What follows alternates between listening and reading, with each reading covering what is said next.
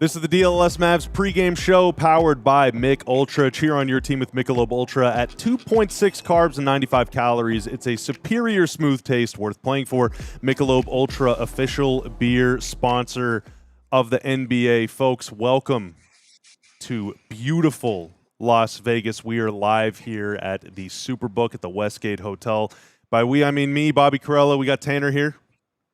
Hello. Hello, producer Tanner. I'm here. Mark Stein and Kevin Gray are at the arena. They're the smart ones. We're the fools. But joining us, hopefully not echoing today, the great Ron Harrod Jr. Ron, how you doing, man? I'm doing well. I appreciate it. I see we already got some comments. Let's get this show on the road. Let's get this show on the road. Let us know, folks. Let us know if we're being attacked by space invaders again and you're hearing Ron 14 times. We tested it, so it better not happen. We did. Tested We it did multiple test it. times, We did test so it better not. Yeah, we've never been more back, actually. I'm feeling really confident about the next half hour. We're going to count you down to tip-off here at in Las Vegas at T-Mobile Arena. Of course, we're at the Westgate. It's a beautiful place. Tanner and I are going to be right out here watching the game here in a little bit. But we got some basketball to talk before we can do that. Ron, right off the rip, J-Kidd has said in the lead-up to this game that Anthony Davis and the starters may or may not, he's been a little cagey with it, but may or may not play more minutes. D'Angelo Russell is active. We'll get into more actives later on, but I think the main story, and we'll talk about the Lakers here in a second too, but I think the main story is that the Mavs are treating this thing kind of like a dress rehearsal for the real thing next week. Yeah, I'm really excited just to see the big lineup. And again, a lot of the Lakers, especially probably their starting five, aren't going to play in this game. But that means that the Mavs should pretty much dominate this game, in my opinion. This should be a game we should see Cooper Flagg play point guard, shoot efficiently, pass the ball well, and it won't be like a crazy competition. I was trying to think of before this game, like, is Jared Vanderbilt going to start on Cooper Flagg? If that is the case, that kind of shows you how other coaches are already respecting the rookie. I think that's the thing that Mavs fans should just look out for. Like, who do they put on Flagg early, just to see what are other coaches kind of thinking of the kid, even if he hasn't, quote unquote, shot amazing early in the preseason. This should be a really fun matchup, and I kind of can't wait to see what the Mavs do. I think it would be Vanderbilt because, not to get too far ahead of ourselves, but like you said, no Luka, no LeBron. Basically, a lot of the guys on the Lakers that you've heard of are out tonight, but Vanderbilt is in. Gabe Vincent, I believe, is in. At least at last check he is. But Gabe Vincent he's like 6 foot. Like, he doesn't have the size to guard Coop, and so if he's going to be starting, I imagine they'd put him on Clay, which that could be kind of interesting. But, yeah, I mean, Vanderbilt on Coop is going to be a really, really tough assignment, man. I mean, Vanderbilt, you go back to whenever Luka was on the Mavs, Vanderbilt would give Luka fits sometimes. And so I think it'll be a really good test for Coop. And, to your point about the lineup, Christian Clark, Mike Curtis, both at the arena. They're tweeting out the starting five for the Mavs. It's going to be Cooper Flagg at the 1, Klay Thompson, P.J. Washington, Anthony Davis, and Derek Lively the second. So that same lineup we saw the other night in Utah. D'Angelo Russell is active. He's not starting. Ryan Nembhard is active. He had a really good third quarter, but as the kind of the de facto starting guard with that unit, but he's coming off the bench again.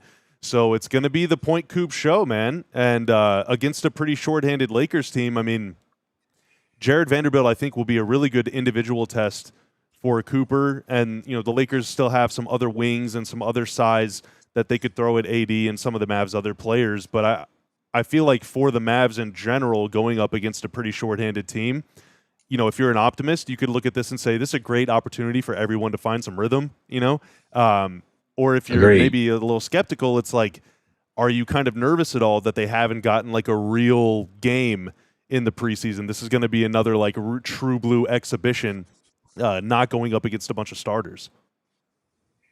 Yeah, I'm just reading the comments too. Jared Vanderbilt is one of the best perimeter defenders in the NBA. He doesn't, I don't think he has an all defensive team, but that's more. He's always kind of been an injured player. He's never been a heavy minute player, but he's a player that like specializes in defense. If he couldn't play defense, he would probably be in China. So that just lets you know the caliber of defender that the Vando is. So again, I'm very excited for that matchup. D'Angelo Russell, though, I am very interested. So he's coming off the bench, which I didn't kind of expect to happen this early. I think neither me or Bobby kind of thought we would see that. But in a way, sometimes it's good in a preseason game just to get the kinks out. I looked at an older press conference from June, and Jason Kidd kind of talked about, hey, we just want Cooper Flagg to go out there and make mistakes, and it's going to be okay. We just want him to learn on the job. And I think this coaching staff is probably realizing like they'll be as good as one, Anthony Davis plays, and two, like how high can Cooper Flagg, peak his rookie season. I know some of the Ringer guys were talking about where they think Cooper Flagg stands. And there was a comp to Blake Griffin's rookie season. So Blake missed his rookie year, but technically his second year, he won the rookie of the year. But he was a really, really, really good player extremely early with Chris Paul. So we'll see if Cooper Flagg, can get to that level. If he can, I think it's going to be very exciting. Yeah, and Blake, another kind of comp, although it really felt like that aspect of his game developed as his career unfolded, but he was such a good playmaking forward too. Never was the point guard. Obviously, he's playing off Chris Paul, but in that short roll situation, or if Paul's on the bench or playing out of the high post, whatever, Blake could make a lot of plays both for himself and for others. So I would not mind that career trajectory at all for Coop, other than some knee stuff. Hopefully, he can avoid any of that, but. For the Lakers, you already kind of hit the nail on the head there. No Luka, no LeBron. So from the Mavs' vantage point tonight, I think that game against Utah was a bit of a step forward defensively compared to what we saw them achieve, or I guess kind of fail to achieve against the Hornets in the previous game. The Hornets kind of ran them off the floor at times in that game. Dallas had a much better control on the game, especially from the start, even with that big lineup, all those blocks they had in the first quarter. Tonight really feels like an opportunity for the defense to show its stuff again and kind of flex its muscles a little bit. But I want to get your take because we tried to bring you on yesterday and it sounded like you were joining from a different dimension. I want to get your take. I guess. Yeah. How do you think that big lineup looked against Utah? Do you think that has any legs for the team moving forward, or do you think this is just like a preseason experiment that we're going to be laughing about here in a few weeks? I do think the lineup has legs. I wouldn't be surprised deeper in the season if they go to that lineup even more consistently, just because there's so much length on the floor. Cooper Flagg has great hands. PJ Washington has great hands. Lively has great hands. Anthony Davis is one of the best defenders in the NBA. And even once he gets more and more into basketball shape, we'll really start to see that. Daniel Gafford hasn't even played yet. We understand how good of a defender that Daniel Gafford is. So I think this lineup is going to be very important to this team's success just because of the speed and length element. But, we saw, the Ryan Nembhard be thrown in there. We'll see Brandon Williams tonight. We'll see like these other players that can maybe be thrown into these long lineups that maybe can be like the one small guy with, 4 other 6, 7 guys. And, that is just going to give them a lot of versatility. And if a Ryan Nembhard and a Cooper Flagg can shoot the ball well from 3, it also provides some spacing, which is something you kind of sacrifice a little bit with those taller lineups. If they can shoot it well, too, they're going to be a hard team to beat. So I see Kevin Gray in the chat. Kevin Gray, of course, is at T-Mobile Arena getting ready for tip-off. Diehard Sarah's also there, and then also Lion Star is there. Lion Star in the chat right now. Actually came out to the Westgate yesterday and hung out with us for a little bit. That was really cool. Good to see you here and meet you here yesterday, man. And then today, Tanner and I had lunch with Sarah. That was wonderful, wasn't it, Tanner?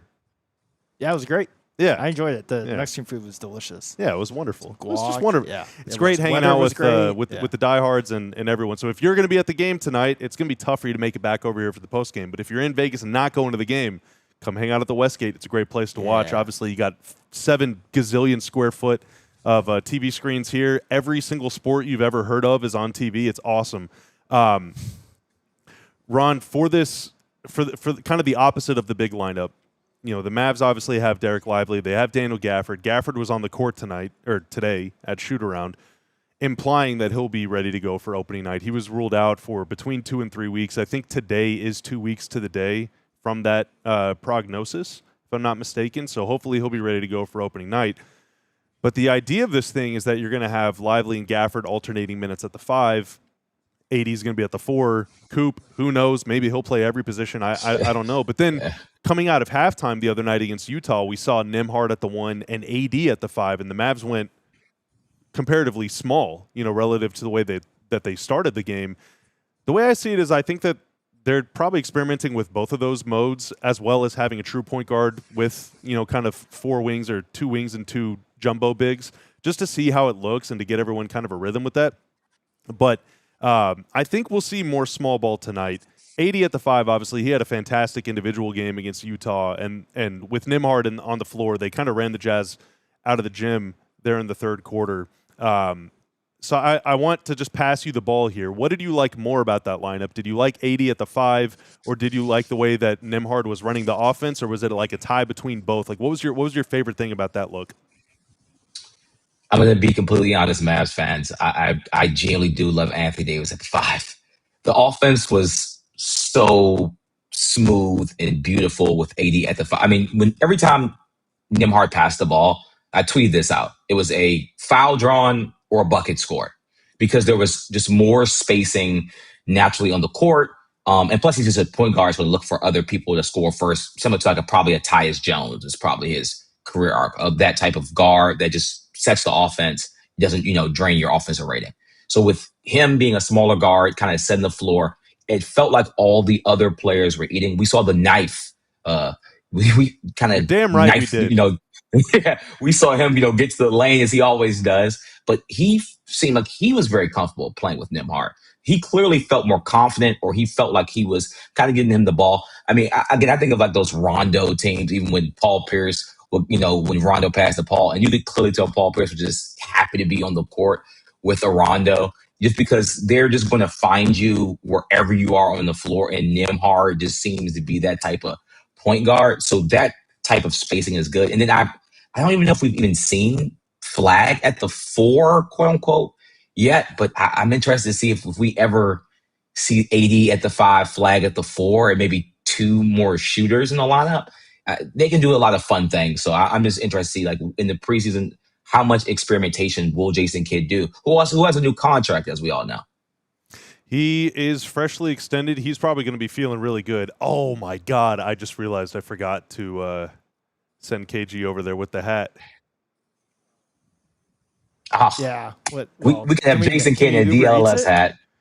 We brought it. Oh, we should Uber Eats. have it delivered. No, we brought out a hat. J Kidd is on record saying that we're his favorite podcast and that he's a hat guy and that he would wear the hat if we brought it. And we brought the hat. GM Ben, don't get mad at me. It's KG's fault and Stein's fault for not reminding me to remind them to take the hat that's in my bag that is locked safely in my room. Okay, to come back to Vegas. And we do have breaking news, by the way, Bobby, that we do have Bronny James is out of this game. I'm sorry, Mavs fans. I know we all wanted Bronny James. We wanted LeBron James Jr. on the court. I want to apologize from the DLS Mavs podcast. I know that's what we wanted to say. Bronny James is an ankle sprain. Oh, that sucks. He's ducked in the Mavs. That actually, that would be good for content for us if he was healthy.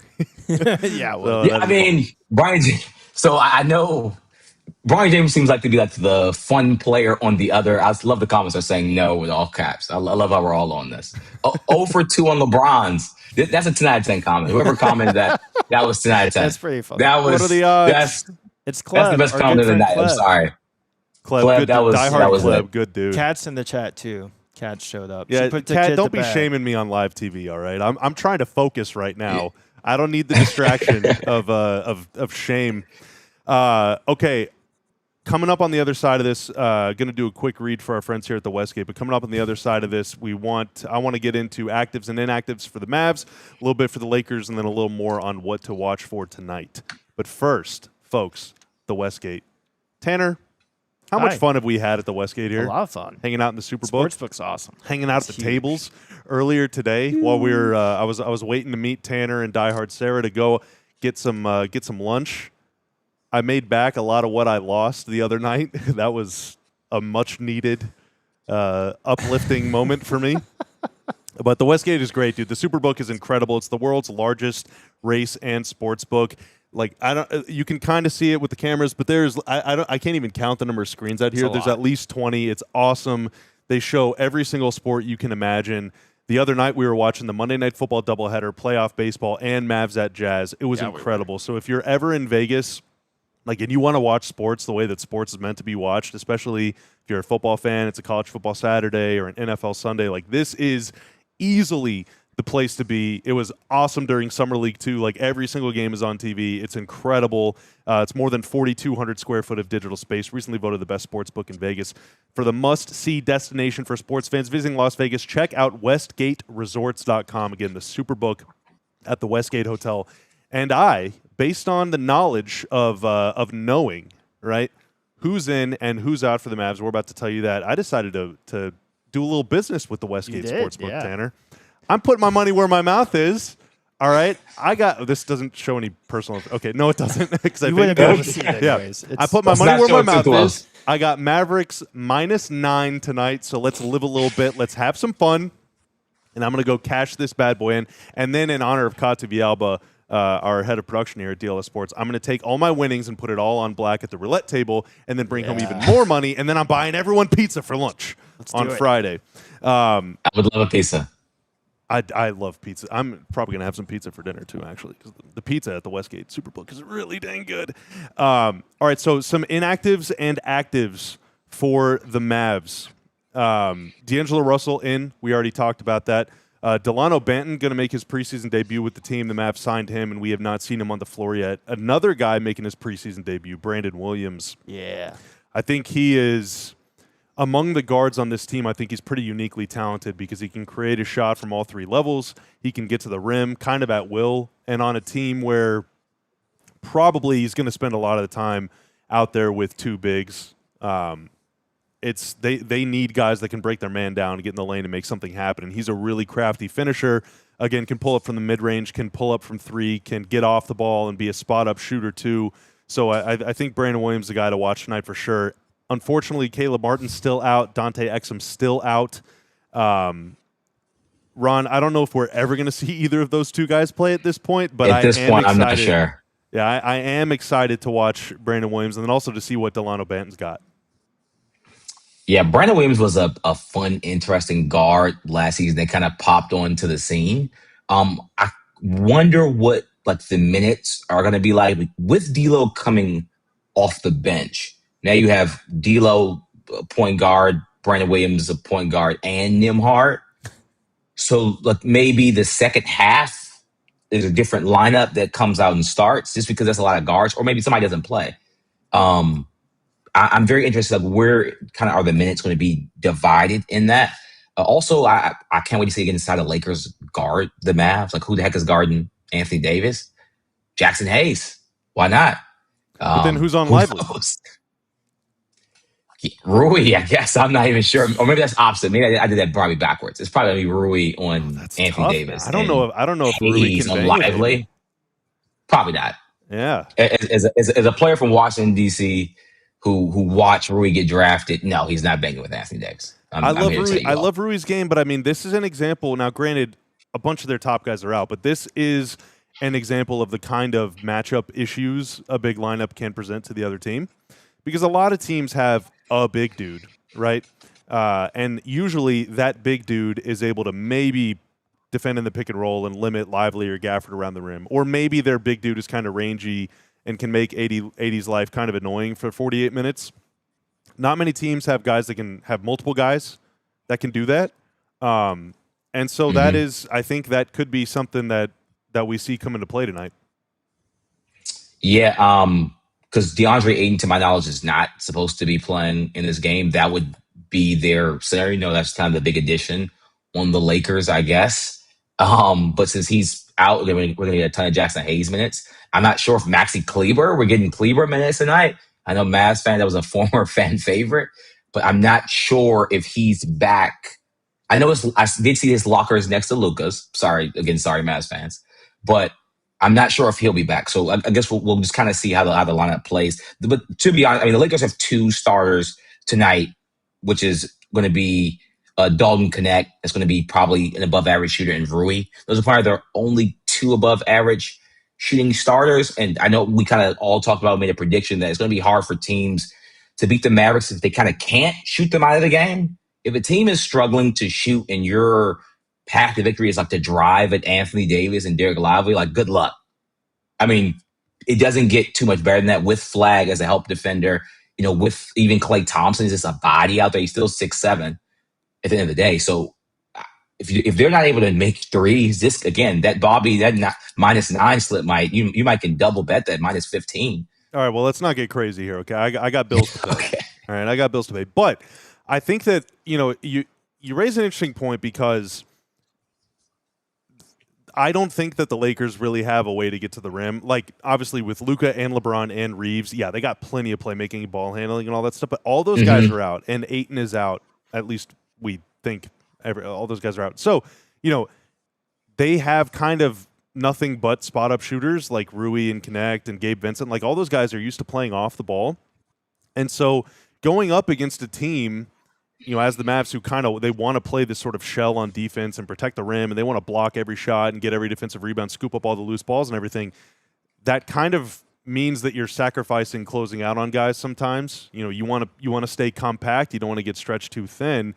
And so maybe the Lakers' only source of offense tonight will be bombing threes, which is exactly how a team without much playmaking could stay in the game. So I think it's going to just kind of maybe be a make or miss thing, unless – the Mavs are able to figure out their rotations and stuff, which I think is really important because, at times against Utah, it looked a little messy, but often against the Hornets and even sometimes against OKC and, essentially what was their D team, it looked a little messy. So I think that tonight is actually kind of almost a good test.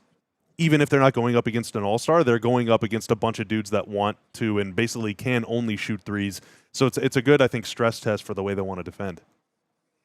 Definitely. And again, I'm just reading the comments, and they're talking about Bobby's pay in the comments, saying Bobby bets in Poke coins. Hey, don't worry about my money. All right, don't worry about any of the deals I got. All right, I'm a businessman and a businessman.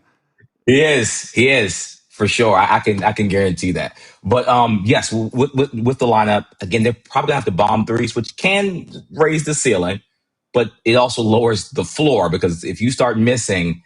And that's the only thing you're able to generate. You're like, okay, they haven't scored in 4 minutes. Like that can easily happen to a team that's just bombing threes. I'll never forget the Rockets game. I think they missed 28 threes in a game 7 against the Warriors. I think everyone was going for that Rockets team to finally take down the Durant Warriors. But because they were bombing so many threes without a Chris Paul, the floor was so low on the team, even though we understood what the heights could be. So if they're shooting and not making, and Gabe Vincent, it's not a guarantee. Dalton Connect, he wasn't a trade package for a reason. It's not a guarantee. Rui Hachimura is a good shooter, but in low volume. If he has to take 8 threes in a game, who knows how that affects him on the defensive end, his rebounding, and kind of to pivot that into the rebounding aspect. I think the Mavs, this should be a game we should look for the Dallas Mavericks to dominate on the boards. They have the size, they have the athleticism. Jackson Hayes and Rui Hachimura aren't like really elite rebounders, even for their position. I would say they're probably average to below average for their position as a power forward in the center. With Lively and with Anthony Davis and Flagg, even Dwight Powell, they should be able to get a lot of rebounds, and the transition, I think, should be a strong suit for the Dallas Mavericks in this game.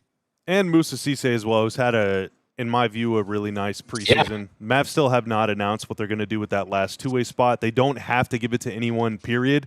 They don't have to give it to someone that's currently on the roster. Guys that get cut from other teams are able to pursue two-way deals, and teams can pursue them and stuff. So nothing is set in stone right now, but I believe if that two-way spot is going to go to someone that's currently on the team, Moussa Cisse is in the kind of in the driver's seat in that race, and he's probably going to get a lot of minutes tonight, and he's going to have a chance to prove himself again. I feel like he's had some good games. We still got another 5 minutes or so, Ron. What else are you going to be watching for tonight? Or let me instead of being so open-ended, let me lead you down the path here. Coming out of this game, outside of just nobody gets hurt, coming out of this game 3 hours from now, what will happen that you would feel good about? Like what things are you hoping to come away from this game being like, you know what, that went pretty well? I want to see Anthony Davis dominate. I think he's been getting a crazy amount of flack, a crazy amount of criticism. He's not listed in the top 10 players by any outlet from ESPN to CBS to The Ringer. He's kind of coming into this season almost as like a forgotten player, it seems like, to the mass media. I think Anthony Davis, again, I'm not saying this is going to be the craziest team that he's going against, but if he just looks like the Anthony Davis where he can get 25 points, but have 4 stocks and just look like he's dominating on offense and defense, I think Mavs fans are going to feel really good going into the season knowing that probably their best player is looking like a top 10 player in the NBA. Also, shout out Miles Kelly, who looked like an absolute sniper at the end of the Jazz game. I kind of want to see what does his role look like in some of these maybe late third quarter, fourth quarter. So even when maybe the starters maybe aren't in there, Mavs fans, you have your Miles Kellys to look forward to. Like, okay, let's see what this guy that probably maybe will be on our G League team, but you never know what his role might end up. And a lot of players sometimes will get sent down to G League, but then they might come up like an Alex Caruso and really make a role for themselves in the NBA. So Miles Kelly just kind of stood out to me as like, okay, he provides some shooting prowess, something that the Mavs could use. I kind of want to see how does he keep performing. Yeah, and he is one of the other guys on a two-way deal. Obviously, Ryan Nembhard, who has gotten plenty of love, rightfully so, from our podcast. But yeah, Miles Kelly, NBA skill. He can shoot. And if you can shoot, there's a spot for you in the NBA. Dude, shout out to T.O., another 5 DLLS Sports memberships gifted in the chat. Thank you so much, man. Really appreciate that. If you join our supporters club, you get access to all sorts of emojis. You can spam the Mavrello emoji in the chat if you want. We also got a Craig Ludwig face, among many other things. We also have that is the MVP tier, the Hall of Fame tier. You get a bonus video a week. We are going to record ours back whenever we get back to Dallas.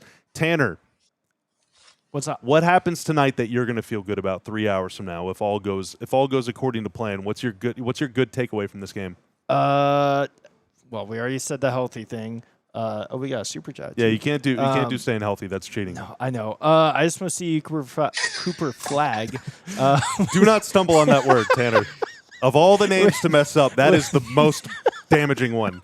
With some good playmaking, and I feel like he's done that so far this preseason, and that's kind of what excites me the most about him. Is not, I mean, hitting the off the dribble threes is cool, but I'm most excited about the passes. So I've kind of liked that he's starting at point guard, even though it is a little strange to have him starting at point guard. But yeah, I like seeing the jumbo lineup, and I want to see the knife do some things. I always love seeing the knife. So yeah, mainly playmaking by Cooper. Very good, very good. Yeah. I agree with you there. He was 3 of 13 from the floor against Utah, which is not great. Only 1 assist. I'm never going to judge him by his assist numbers because I don't think he's going to play much point guard. But if you are going to play point guard, that is going to put to the test your ability to create your own shot without someone doing the dirty work for you. Yeah. And also, can you get other guys involved? So if he is going to play a lot of minutes at point guard tonight, I want either a higher field goal percentage or more assists. Ideally both. But Ozzy D with the super chat, $1.99, just absolutely spreading lies on the internet. Bobby is a Team Rocket apologist. That is a load of malarkey, all right? That is a load of malarkey. I do think that the government in the Pokemon world really just kind of like, we don't really know what their motives are. I think there's a lot of questionable ethical and moral things happening in the Pokemon world. So Team Rocket might make some points, but no, I'm not going to apologize for them. Ron, conversely, what is so we talked about something that we'd come out of this game feeling good about. Are there any, I don't necessarily want to say concerns because it is just preseason, but is there anything from this game that you definitely want to see improved from what you've seen so far? Yeah, one I do see, again, shout out to T.O. I see he said that he donated for King Harad. So I want to say I appreciate that. I saw that. We love the fans. That's a good one. Let's go. Yeah, so we love our guys. But I'm very excited. I want to see D'Angelo Russell just establish himself as, hey, I'm this team's best point guard healthy. There shouldn't be another game where I'm coming off the bench. I want to show Jason Kidd, who was an amazing point guard in his own right, that I can run the show. I can make for others while hitting open threes when the ball's not in my hand. So I want to see just D'Lo just be comfortable on the court and kind of establish that, especially for early in the season, because the Mavs are going to need D'Lo. He needs to be there. Well, he doesn't need to be if Brandon Williams is going to be awesome, but in an ideal world, D'Angelo Russell is playing well enough to where it's unquestioned he is the best point guard on the team. He's the best point guard. And that, take nothing away from Brandon Williams, take nothing away from Nembhard, take nothing away from Cooper Flagg or from Najee or from Dennis Smith Jr. or whoever. But D-Load's got to be the guy. He's got to be, just like AD's got to be the best player on the court for the Mavs every night. And hopefully on most nights, the best player on the court, period. Like, that's what needs to happen for this thing to work. All right, that'll do it, man. This game is about to tip off. That was a good pregame show. Tanner, thanks for hopping on, grabbing a mic. Thank you. Yeah, I should have added. I'm excited about Brandon Williams too. I should have put him in there because no, you missed your chance. We're over. We're already past time. Ron Harrod Jr. Ron knows sports on the Bird. Go ahead and check out all of his stuff at alldls.com too. All of that good for diehards coming out after every single game. Ron, enjoy your night. Ron will not be on the post-game show with us. We're letting him go to bed because this game is going to end at like midnight or 12:30 in Dallas. But Ron will be back with us on Friday live in studio. Yes, sir. Let's live go. In studio.